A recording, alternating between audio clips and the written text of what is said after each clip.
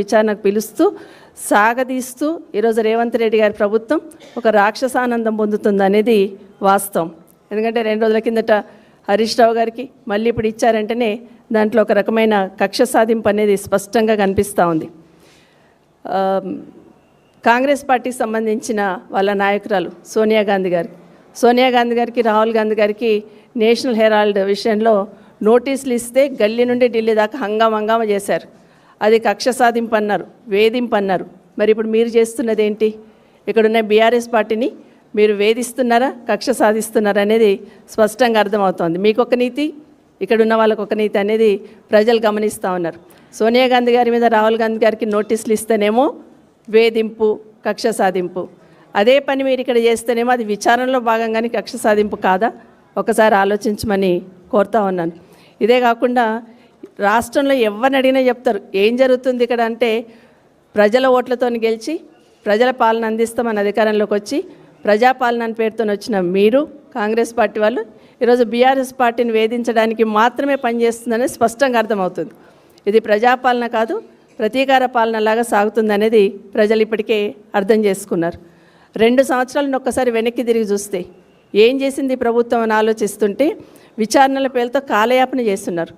కాళేశ్వరం అన్నారు. కేసీఆర్ గారిని ఎట్టి పరిస్థితులలో వారిని దిగజార్చాలి, వారి పేరుని తక్కువ చేయాలి, వారి స్థాయిని తగ్గించాలన్న ఆలోచనతో కాళేశ్వరం లాంటి ప్రాజెక్ట్ని, ఎందుకంటే ప్రపంచంలోనే అతి ఎత్తైన లిఫ్ట్ ఇరిగేషన్, అలాంటి ప్రాజెక్ట్ని అదేదో కూలిపోయిందని చూపించాలనే శతవిధాల ప్రయత్నం చేసి దానివల్ల ప్రజలకు, రైతులకు ఎంత నష్టమవుతుందన్న ఆలోచన ఈ ప్రభుత్వం చేయలేదు. కానీ దాని పేరుతోని కేసీఆర్ గారిని ఏ విధంగా చిన్నతనం చేస్తాము, కేసీఆర్ గారిని ఏ విధంగా అవమానం చేస్తాము, కేసీఆర్ గారిని ఏ విధంగా విచారణకు రప్పిస్తామనే ఆనందాన్ని, రాక్షసానందాన్ని దాంట్లో పొందున్నారు ఈ ప్రభుత్వంలో ఉన్న పెద్దలు.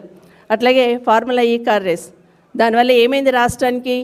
ఈ కార్ రేసింగ్ పెట్టినప్పుడు మన రాష్ట్రానికి చాలా గొప్పగా భావించున్నాం. చాలామంది పెట్టుబడులు పెట్టడానికి రావడం జరిగింది ఇక్కడ. కానీ దాన్ని కూడా బూచిగా చూపించి కేటీఆర్ గారిని అక్కడ ఎంక్వైరీ పిలిచిన విషయాన్ని ప్రజలు గమనించున్నారు. అది ఒక మంచి పని చేసినా కూడా అక్కడ కూడా వేలైతే చూపించి ఏదో దోషిగా చూపించే ప్రయత్నం చేస్తున్నారు. విద్యుత్ పైన ఏం జరిగింది రాష్ట్రంలో? 24 గంటల పవర్ తీసుకురావడానికి కేసీఆర్ గారు ఒక యజ్ఞంలాగా చేసి 7 గంటలు ఉన్న పవర్ని 24 గంటలు ఈరోజు ఒక క్షణం కూడా పోకుండా పవర్ని చేస్తున్నారంటే దాని వెనకాల ఎంతో కృషి చేస్తే దాంట్లో కూడా అవినీతిని వెలికితేయాలనే ప్రయత్నం, శతవిధాల ప్రయత్నం చేసిండ్రు అనేది ఇప్పటికే ప్రజలందరికీ కూడా అర్థమైపోయింది. చివరికి ఔటర్ రింగ్ రోడ్ పైన కూడా ఏదో అవినీతి జరిగిందనే బూచిని చూపించే ప్రయత్నం చేస్తున్నారు. ఇవన్నీ కూడా ప్రజలకు విడమర్చి చెప్పి ఏదో ఒక రకంగా చేయాలి, కేసీఆర్ గారు నిశాన లేకుండా చేయాలనే ఆలోచనతో మీరు చేస్తున్న ప్రయత్నం ప్రజలందరూ ఇప్పటికే గమనించున్నారు. ఇదంతా కూడా వాళ్ళు పాలన చేయడం చేతగాక గత ప్రభుత్వంలో ఉన్న కేసీఆర్ గారి మీద, కేటీఆర్ గారి మీద, హరీష్ రావు గారి మీద నిందమోపే ప్రయత్నం చేస్తుండనేది ప్రజలు ఇప్పటికే గమనించున్నారు. అన్నిటికన్నా ముఖ్యంగా 2 సంవత్సరాల నుండి ఈ రాష్ట్రంలో జరుగుతున్న తతంగం అంతా, ఒకటి మూసీ బ్యూటిఫికేషన్ అన్నారు. దాంట్లో జరుగుతున్న అవినీతి ఏంటనేది మా నాయకులు వెలికి తీసి బయటికి చెప్పున్నారు. అదేవిధంగా హిల్ట్ పాలసీ తీసుకొచ్చారు. దానివల్ల ఆ భూములతో ఎంత అవినీతి జరుగుతుంది, పరిశ్రమలు ఏ విధంగా తరలిపోతాయి అనేది గట్టిగా ప్రజలకు వివరించి చెప్పే ప్రయత్నం చేశారు. గచ్చిబౌలి భూములు తీసుకున్నారు. దానివల్ల ఆ యూనివర్సిటీకి ఎంత నష్టం జరుగుతుంది, దాన్ని కాపాడుకోవాలని గొంతెత్తింది బీఆర్ఎస్ పార్టీ. అట్లాగే సింగరేణి కుంభకోణంలో, బొగ్గు కుంభకోణంలో ఏ విధంగా బొగ్గు కుంభకోణం జరిగింది అనేది వెలికి తీసిన మరుక్షణం, ఏ విధంగా జరిగింది, ఎక్కడ తప్పు జరిగింది అనేది వెలికి తీసిన మరుక్షణం ఇమీడియట్గా సిట్ నోటీసులు ఇస్తూ ఈ ఫోన్ ట్యాపింగ్ది వెలికి తీసుకొచ్చి మీ దగ్గర జరుగుతున్న, ప్రభుత్వంలో జరుగుతున్న విచ్చలవిడి అవినీతికి అడ్డుకట్ట వేయాలనేది అయితే బీఆర్ఎస్ పార్టీకి సంబంధించిన నాయకులు హరీష్ రావు గారు, కేటీఆర్ గారు చేశారు. వారిని ఇబ్బంది పెట్టాలనే ప్రయత్నంలో వారిని టార్గెట్ చేసి ఈ వేధించి రాక్షసానందం పొందుతుందనేది వాస్తవం. ఒకటి మాత్రం వాస్తవం, కాంగ్రెస్ పార్టీ ప్రభుత్వంలో ఉన్న పెద్దలకి వారి దృష్టి అంతా కేసీఆర్ గారు, కేటీఆర్ గారు, హరీష్ రావు గారి మీద ఉంటే మా దృష్టి అంతా కూడా ప్రజలకు మీరు ఇచ్చిన హామీలపైన ఉంటుంది, మీరు చేస్తున్న అవినీతి పైన ఉంటుందని మాత్రం గుర్తు చేస్తూ ఉన్నాను. ఇక సిట్ విషయంలో సిట్ వేస్తున్నారు కదా, నేను కూడా ఈ ప్రభుత్వం కాదు పోలీస్ అధికారులను కోరుతా ఉన్నాను.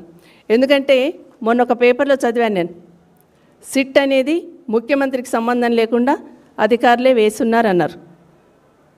కాబట్టి నేను కూడా అధికారులను అడుగుతా ఉన్నాను, మరి ఇప్పుడు సిట్ వేయండి. మంత్రుల పంపకాల మీద గొడవ జరుగుతుంది, ప్రతిరోజు పేపర్లు వస్తుంది, దాని మీద సిట్ వేయండి. మంత్రులు కూడా మా ఫోన్లో ట్యాప్ అయినాయి అంటున్నారు, దాని మీద సిట్ వేయండి. పారిశ్రామికవేత్తలను గన్ను పెట్టి బెదిరిస్తున్నారు, దాని మీద కూడా సిట్ వేయండి.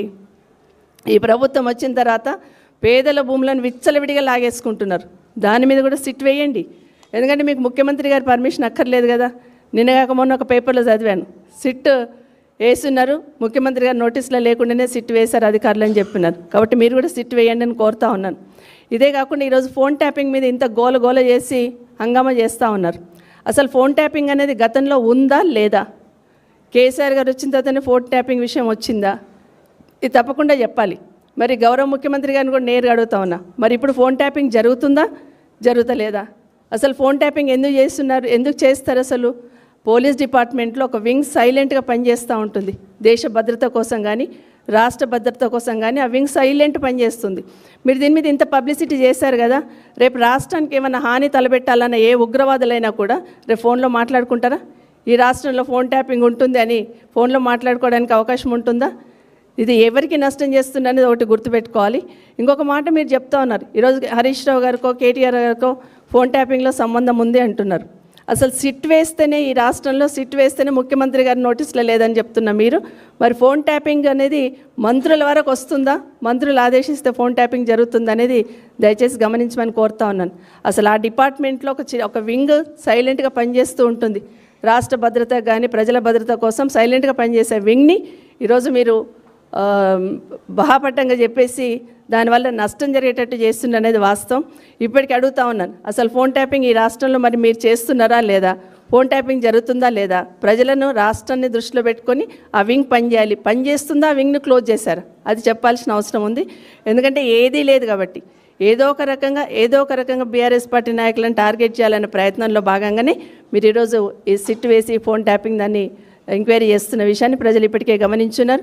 మీరు ఎన్ని రకాలుగా భయపెట్టాలని ప్రయత్నం చేసినా, ఎన్ని రకాలుగా టార్గెట్ చేయాలని